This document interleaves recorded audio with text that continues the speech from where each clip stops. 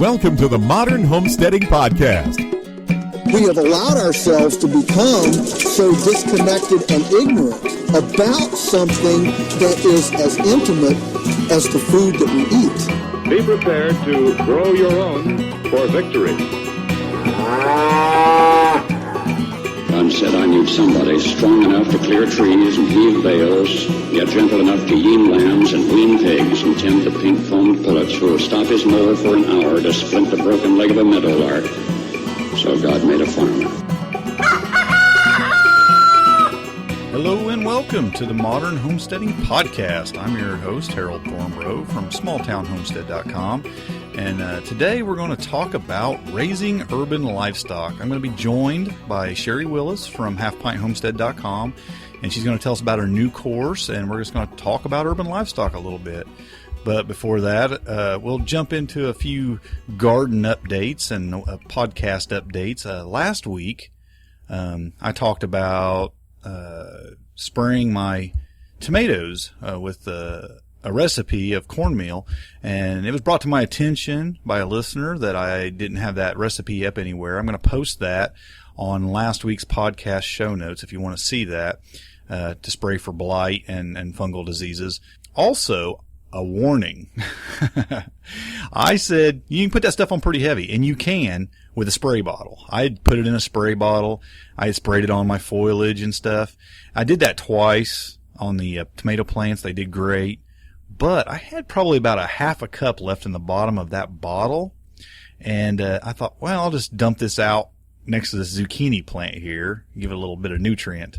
And I gave it a little bit too much nutrient, and I flat killed that zucchini plant. So just a warning, too much of that on the ground around the plant is a little too much for that plant to handle. So be careful with it. Just spray it, wet the foliage down. You can wet the soil down with it a little bit with a spray bottle. But like any fertilizer, you can't lay it on too heavy because it can damage your plants. So I just wanted to give that friendly little warning there because luckily I got a couple zucchinis from that plant before I killed it. But anyway, well, let's just jump on into our interview with Sherry and see what she has to say to us about urban livestock.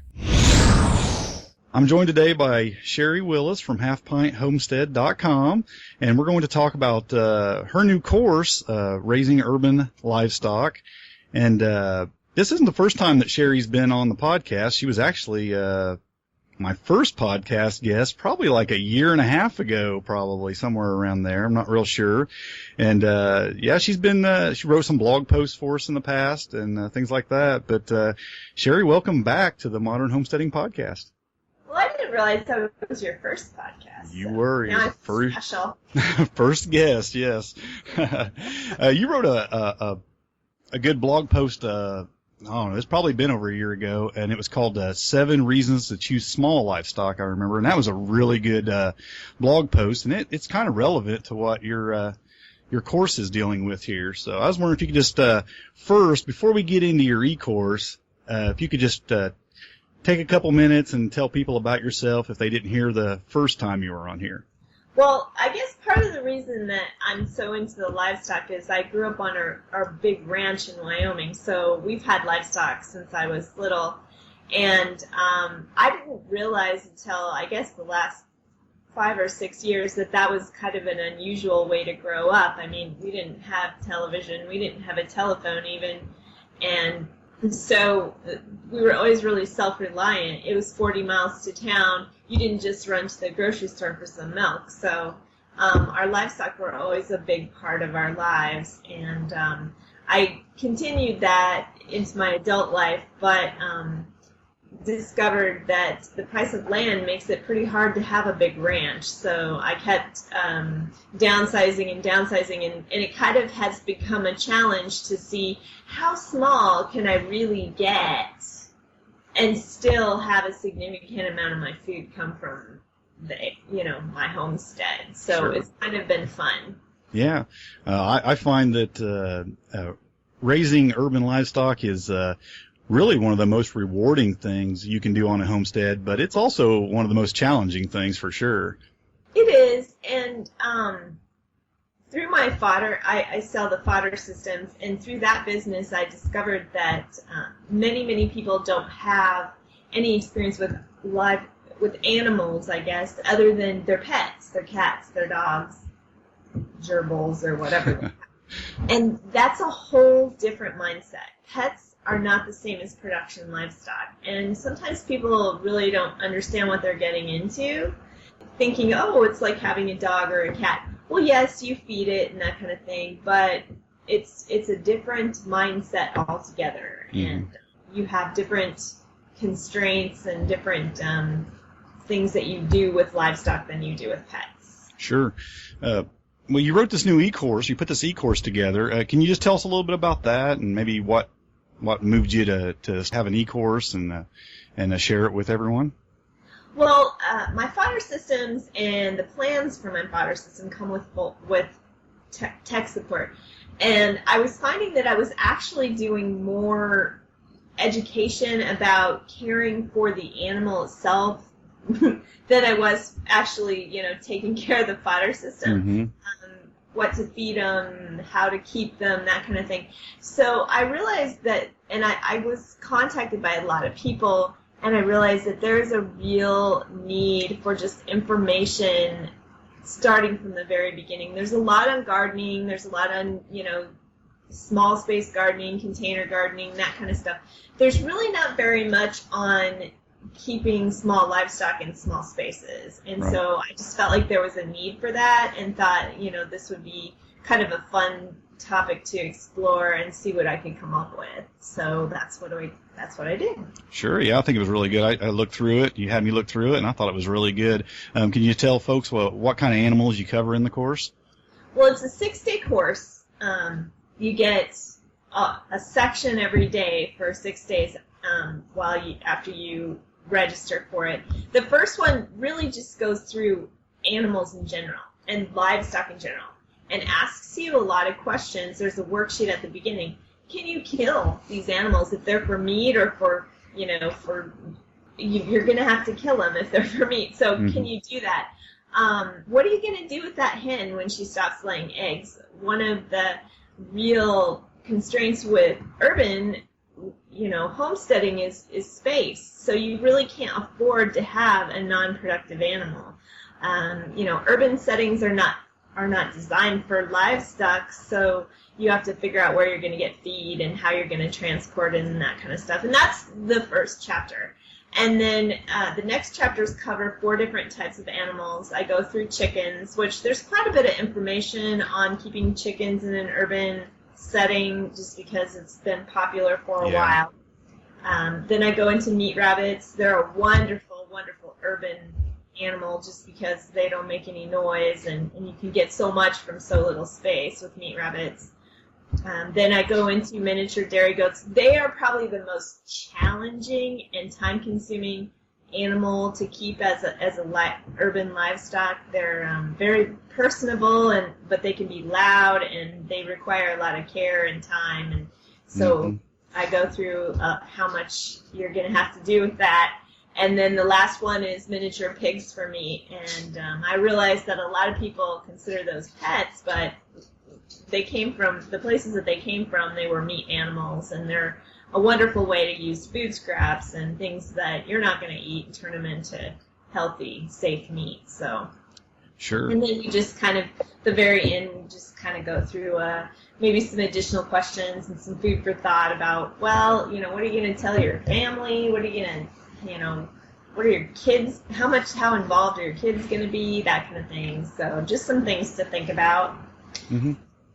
Yeah, that's good. There are challenges with every one of those animals, and definitely things to consider before you take them on. I just recently, a few months ago, hooked a friend of mine up with some meat rabbits. He wanted to get into raising meat rabbits, and he has found out that it is quite a challenge. I mean, he's had some of them. He started breeding them, and one's a really bad mother, and it's just scattering its nest everywhere, and babies everywhere, and they're dying, and that's part of raising livestock. You're going to have death and challenges for sure. It is. And, what are you going to do with the manure? Because whatever you put into them comes back out. So you've got to figure out what you're going to do with that. That's where the garden comes in handy. That is. But, not everybody gardens. I'm not a particularly enthusiastic gardener. I prefer livestock. So. Yeah, I like both. They both have their rewards for sure. And yeah, but I think you're right about the livestock. I mean, there's so much to gain from raising livestock. And I'm really fond of the rabbits and chickens as well. But I've never did the miniature pigs. That seems like that would be a whole other challenge there on a whole other level. That's a new one. With any livestock, but especially with goats and pigs, your enclosure is going to determine whether you love it or hate it. Mm-hmm. And if you do not take time to set up your equipment in your enclosure before you get your animals, and I stress this throughout the whole course, there's a checklist of the things that you need to have before you even start shopping. Because the minute you get on Craigslist and look for that goat, there's going to be the perfect goat waiting for you, and hey, you don't have anywhere to keep it. Playpens in the house are not a good place for your baby pigs or your chickens. Your spouse, especially if he's not as crazy as you are, may object. But if you get those things set up before, then the transition is so much simpler. And I do talk a little bit about, keeping in contact with your neighbors, having an open dialogue with your neighbors, because again, in an urban setting, that is very important. Having neighbors object can cause a whole lot of problems. Oh yeah, yeah. Even cities where it may not be legal, you could probably get away with it if your neighbors are okay with it. If no one complains and you're discreet about it, you probably can. You can choose whether you want to. But your neighbors are going to be key. Now, interestingly enough, because of course I've lived everywhere from a big ranch to I lived in a camper trailer for a year and a half off grid in the woods of Missouri, I actually have found that city neighbors tend to be more accommodating and understanding and tend to be more considerate of you than country neighbors do. And I think part of that is that people have the perception that, hey, I'm out in the country, I don't need to worry about neighbors. And people who live in the city really do understand that, getting along with your neighbors is important. So if you open a dialogue with them before things happen, a lot of times, and then, a dozen eggs every once in a while, that helps too, or honey, or whatever you happen to have that's extra, never forget to take them a little bit. And everything but zucchini. People don't like to have zucchini left on their porch. I just feed mine to the goats. So the neighbor leaves zucchini, and I take it in the house, and he doesn't need to know what we do. And we truck out horse manure and rabbit manure and goat manure to the garden, and so he does the gardening, I keep the animals, and when we're gone, they do chores for us, so it works really well. Yeah, that's great. Well, can you tell us what kind of things are included in the course? You mentioned that you have some checklists in there. Can you tell us some other things that are in the course?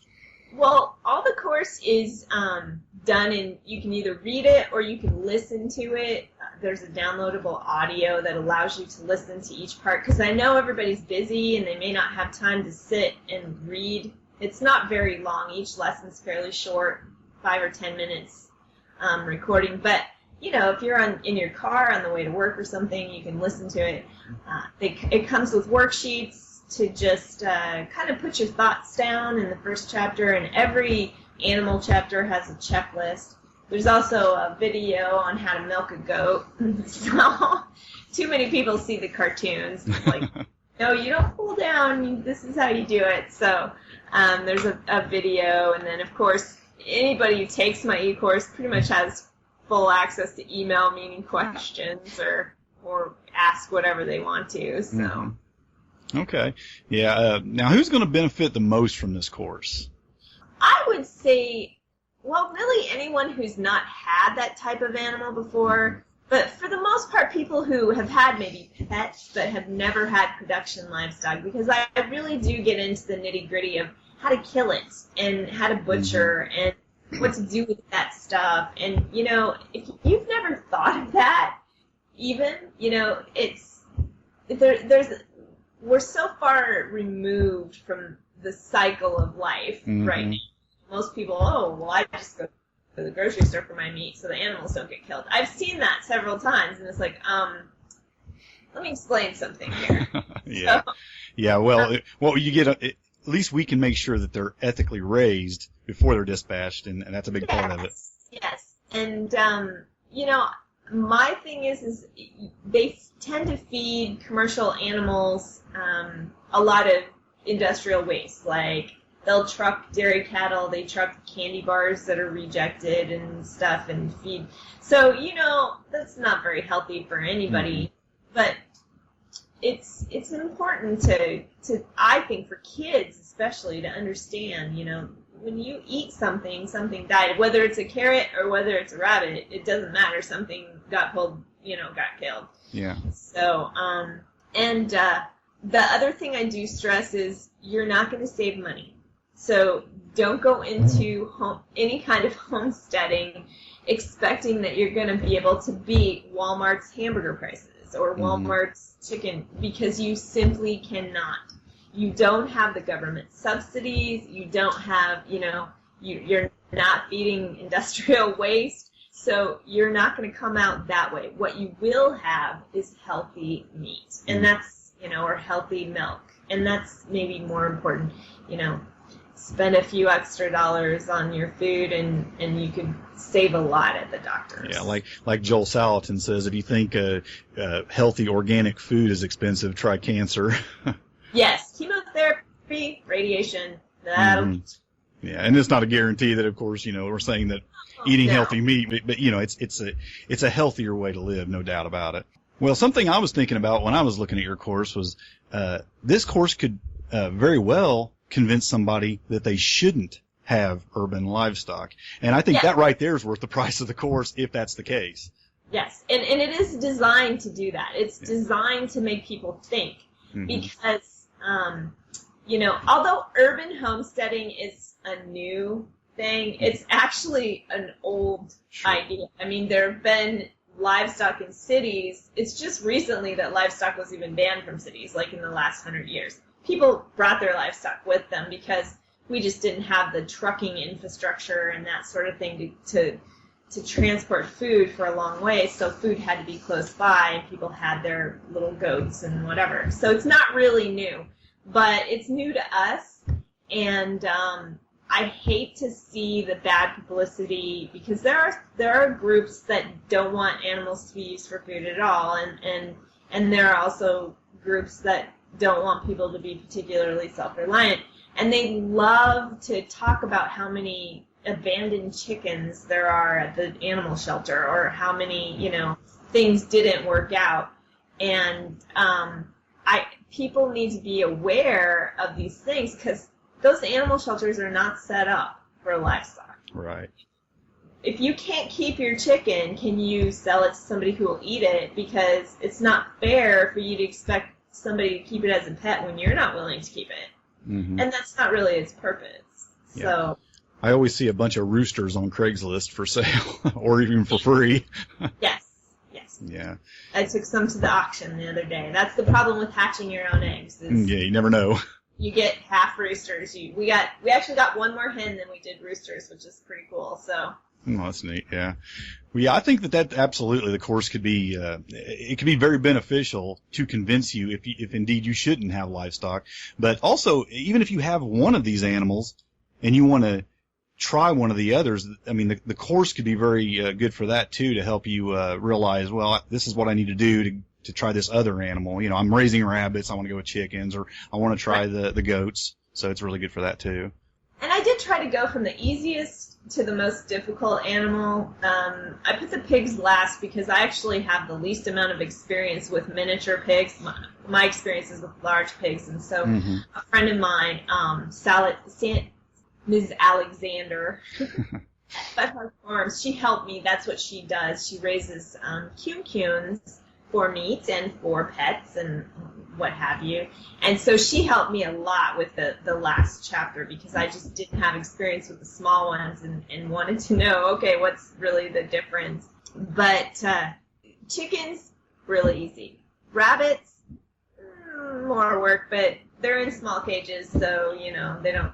Goats and pigs, it's like having, a teenager forever. So. Yeah, when I was a kid growing up, we had some goats, and one time they got out, and I went out in the morning to go to school, and they were all standing on our front porch, and then I was trying to get on the school bus, and they were trying to get on the school bus with me, so they can be a challenge. If there's a place they're not supposed to go or something they're not supposed to eat, that's exactly, it doesn't, but they're also very entertaining and very fun as well. And like I said, if you have appropriate facilities, it makes it so much more pleasant to do, to have that. But if you're trying to keep them, if you're putting them in every other day and they're eating your neighbor's roses, and, I always say that having a goat is just like having a dog, except it doesn't bark all night. So. Yeah, I had a neighbor call me last year and say, hey, some of your rabbits are in my backyard. I had to go over there and herd them up, and they got out. So, that happens. And then, you also need to make sure that your facilities are secure enough to keep the neighbor's dog out, or, that can be... Yeah, I had I opened it. I opened up the pen one day and looked in there, and there was a cat with a baby rabbit in its mouth. So absolutely, the cats, dogs, and neighbors' animals can definitely have an effect on your livestock. So you have to think about that. And then I guess at the end of it, in my thought process, I try to make it clear that it's perfectly okay to try it and then decide this is not for me, and just take care of your animals and send them to appropriate places, not the pound, not the animal shelter, but sell them to the next person who wants to try or whatever. But you never know until you actually try something. I mean, you can read and study, and that's great, but until you actually try it yourself, you don't know if you're going to hate it or if you're going to love it. Right. And, people have been surprised. I know that spouses have been surprised thinking, oh, this is going to be so much work, I hate it. And they're actually the ones who end up enjoying the animals the most. Many times I've seen that. Yeah, absolutely. Well, you have graciously offered it to the readers of our website and the listeners of this podcast at a discount, and I just wanted to let everybody know on the podcast that to check that out and look at your course. I think it has a lot of benefits. Anybody who is thinking about getting into chickens or rabbits or goats or miniature pigs should definitely check it out. It's very good. I think it could make starting out a lot easier and prepare you for what you're about to face if you're determined to get into it, or definitely help you make a determination whether you should get into it or not. Absolutely. Well, and I do include both the round top rabbit cage plans and the plans for the PVC goat milking stand in the course that comes with the course, and that's $60. I charge $60 for $29 for each one, so you get those with the course for free. You can just download them then along with the other stuff. So I think it's a really good deal, and I hope people take advantage of just the information and the thought process, before they get started, because it will make things so much more pleasant. Sure, yeah. Well, I'll put all the links in the show notes of the podcast, and I think people will definitely benefit from the course. And obviously, you know a lot about raising animals. I referred earlier to the post you wrote at our website on small animals, small livestock. I thought it was a great post, and a lot of people have commented on it before that they never realized the benefit over large livestock. You talk about goats versus cows milk, and having the size, the differences and stuff, and why it's a benefit to actually go with something a little smaller. And so a lot about that stuff, and people have benefited from it before. Well, I'm not sure that you can. I think you almost, because I've had all of it. I've had everything from milk cows, to rabbits, and until you try the big ones and then go to the small ones, it's really tough to realize the benefits, because America is kind of a bigger is better society, and so we've moved away from the smaller animals, and everything is so large and commercialized that the cow works in that situation, but you're not really going to be able to have even a miniature cow, in town. They just eat too much, so. But even in a rural area, there's definite benefits in having small animals. Yeah, there are. especially if, most people don't have 10 children. A few do, but the average family is, I think, 2.3 children now or whatever. My milk cow gave 9 gallons a day. Mm-hmm. I mean, that's just a huge amount of anything to deal with. So, a goat, 1 gallon, 2 gallons a day, Sure. That's great. A family can go through that. They can keep it up. It's wonderful, and you're not putting 60 or 70 pounds of alfalfa hay into them every day. So yeah, and it's and if something does go wrong and you lose an animal, you have more stock Right. in that one animal. So yeah, right, yes. If you lose your milk cow, you're done. Mm. You usually have it. Well, you have to have at least 2 goats because they don't do well without a buddy. Right. But you can get 5 or 6 goats in the same amount of pasture that you, if not more, is as a cow. And so if you lose one, it's just not this. Yeah, the impact isn't the same for sure. Yes. Plus, they tend to have more babies much quicker. You can actually, a goat can kid twice a year. Some kinds can. Don't necessarily want that, and then they tend to have at least 2 babies, if not 4 or 5. So your herd increases a lot. So. Mm-hmm. Absolutely. Yeah, well, I think there's a lot to gain from it. I hope people will go check out your eCourse, and also they'll go over and visit your website, Half-Pint Homestead. It's half-pint-homestead.com, right? Either one. Oh, both go there? Okay. Now. Yeah, I have both of them now. So. Okay. Great. Well, we'll send people your way, and I do thank you for joining me on the podcast today, and hope everything keeps going great for you, and on your trip you're getting ready to take, you told me about earlier. Yeah, I'm headed back home to Wyoming for a couple of weeks. So. And you know what? We didn't mention it, but that's another thing to consider when you have animals, isn't it? That you're leaving your house for a while, you get somebody to take care of them. The neighbor does. Uh-huh.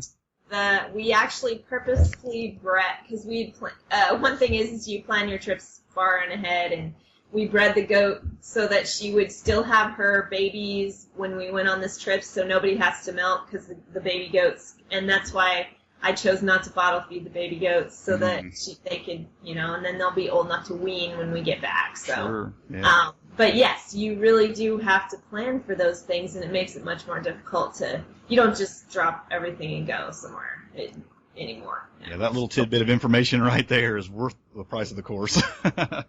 So, well, thanks, Sherry, for joining me on the podcast today. All right. Well, you have a lovely evening. You too. Thanks. Bye-bye. Well, there you have it, folks, our interview with Sherry Willis on her Keeping Urban Livestock eCourse. And I do want you to go check out that course. Now, I didn't mention the price in there. She has offered that to the listeners of this podcast for a 60% discount, which brings the course to $20. And you can get to that course by typing in smalltownhomestead.com/urban livestock. Or you can just go to the website in the show notes for this podcast, and you'll see the link in the show notes as well. But that's smalltownhomestead.com/urban livestock. Well, I hope you enjoyed the podcast, and until next time, happy homesteading. Thanks for listening.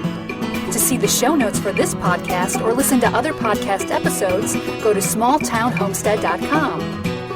There you can also read our blog, connect with us on Facebook, Twitter, and Google+, and take advantage of the many resources we make available to help you along in your homesteading journey. Please share this podcast and help us to carry out our mission of helping others to homestead today for a better tomorrow.